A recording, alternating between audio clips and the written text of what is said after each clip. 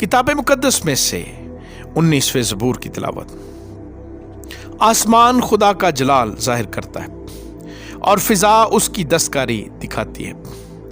दिन से दिन बात करता है और रात को रात हिकमत सिखाती है।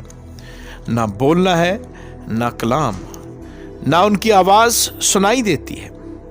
उनका सुर सारी ज़मीन पर और उनका कलाम दुनिया की इंतहा तक पहुंचा है।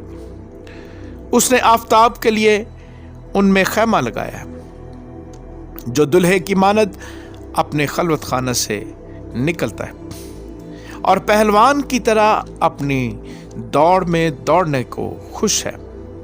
वो आसमान की इंतहा से निकलता है और उसकी गश्त उसके किनारों तक होती है और उसकी हरारत से कोई चीज़ बेबहरा नहीं। खुदावंद की शरीयत कामिल है, वो जान को बहाल करती है। खुदावंद की शहादत बरहक है, नादान को दानिश बख्शती है। खुदावंद के कवानीन रास्त हैं, वो दिल को फरहत पहुंचाते हैं। खुदावंद का हुक्म बेऐब है, वो आंखों को रोशन करता है। खुदावंद का खौफ पाक है, वो अबद तक कायम रहता है।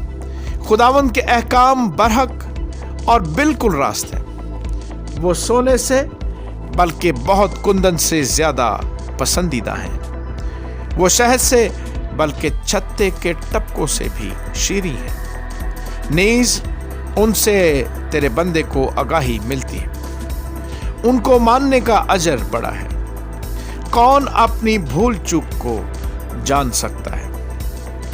तू मुझे पोशीदा ऐबों से पाक कर। तू अपने बंदे को बेबाकी के गुनाहों से भी बाज रख। वो मुझ पर गालिब ना आए तो मैं कामिल होऊंगा और बड़े गुनाह से बचा रहूंगा। मेरे मुंह का कलाम और मेरे दिल का ख्याल तेरे हजूर मकबूल ठहरे।